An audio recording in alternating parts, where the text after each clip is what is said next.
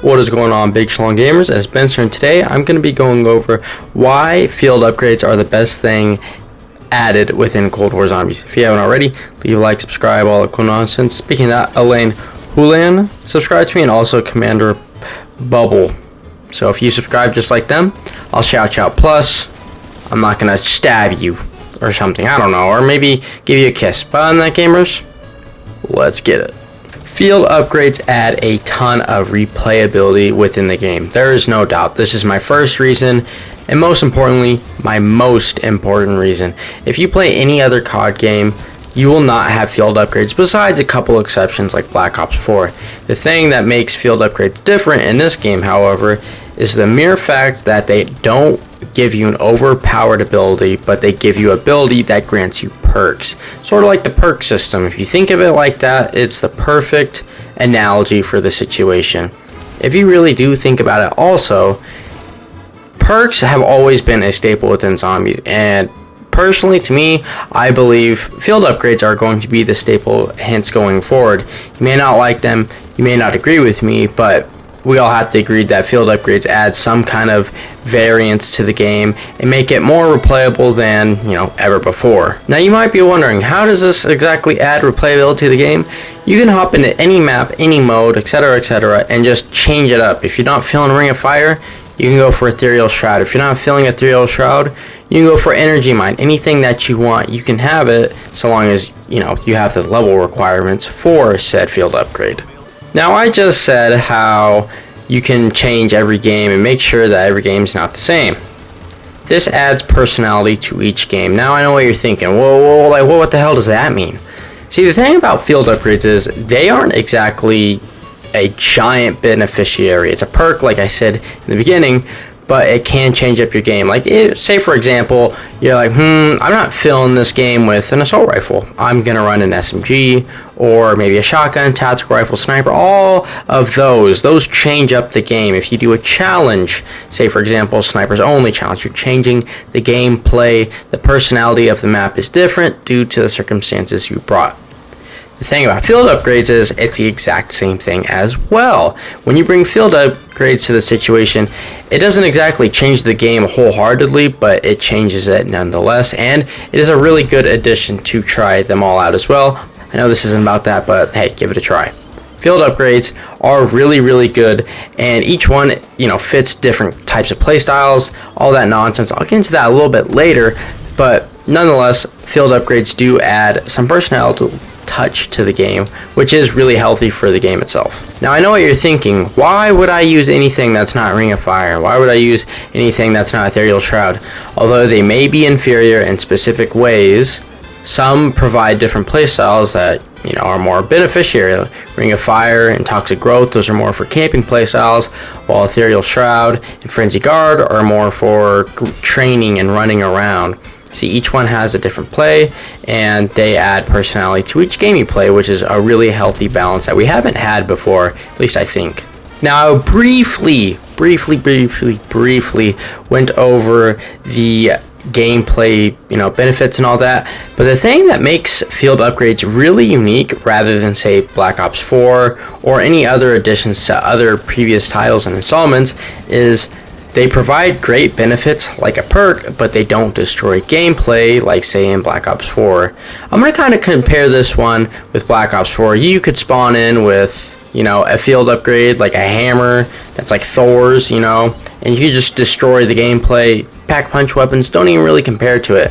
But with these, you can still get your pack-a-punch weapon, make it great, get that high damage of 80,000, 90,000, whatever, But it doesn't kill gameplay. You can play, technically speaking, you can play certain games with different abilities and be just fine. Although it may be smarter to run Ring of Fire for higher rounds, that doesn't mean you can't still play without Ring of Fire and still get said higher rounds. It'll make it easier for certain situations like Frenzy Guard.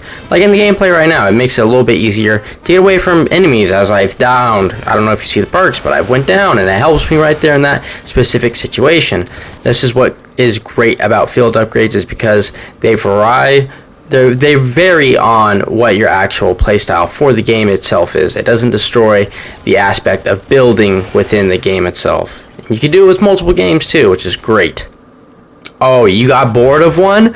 Well, the great thing about field upgrades is you can change them mid-game. This has never, ever been done before, and it's actually really cool. So if one game you're feeling Ring of Fire and you're like, nah, I kind of want to switch it up for Energy Mine, if you're crazy in the head for some reason, you can do that, which is really nice. Although it will reset your stat bar, it adds gameplay development, and if you're not feeling something, you could change it. It's kind of like, think of it as like the mystery box. You know, if you're not liking your weapon, you can just switch it out. Same thing goes with field upgrades. And it's really unique too, because I know each game you could be playing with a specific, say, like gun, like I said earlier, like snipers only.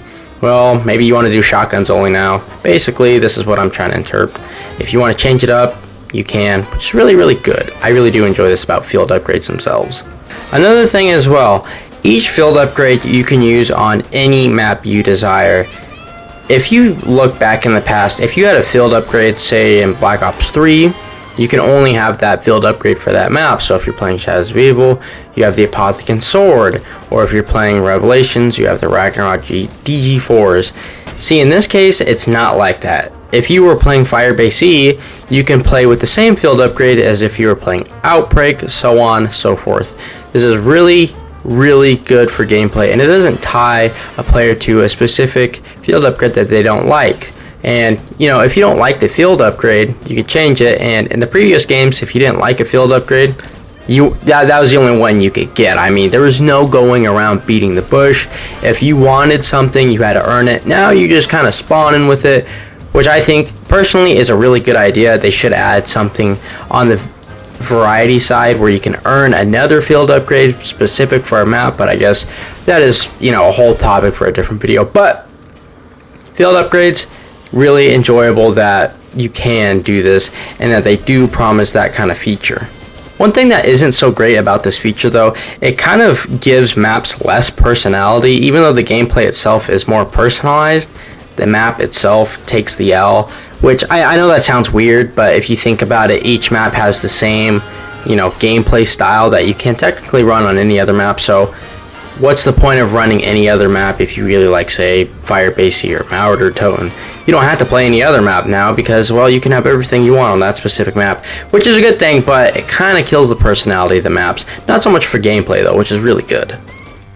My second best highlight for this is that with field upgrades, you can have variety within teams. See, in previous COD titles, you would have the medic, the person with explosives, all that, you know, yada yada nonsense. Now, in Cold War, perk limit has changed. You know, everyone can have the same perks, so dedication of titles really doesn't matter all too much. Oh wait, there's field upgrades. Field upgrades add this sort of playstyle ingrained into the gameplay. See, now a field upgrade changes it. People could rather change up the methods. Who wants to be medic?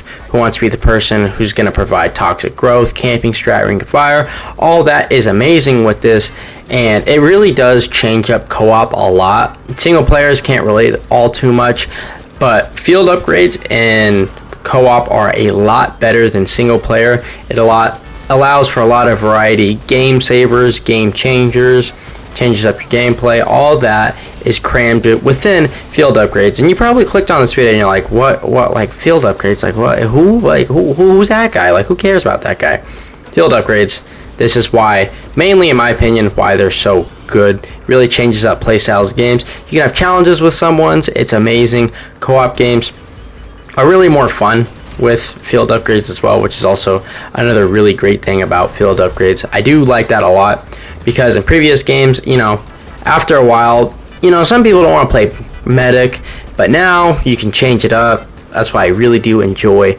about field upgrades.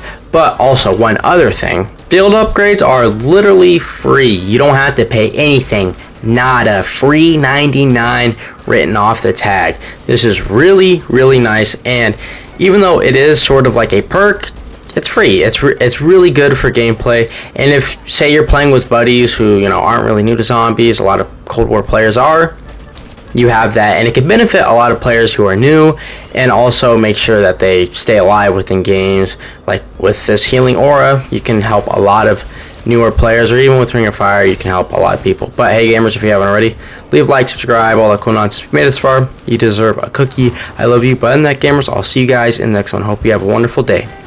See ya!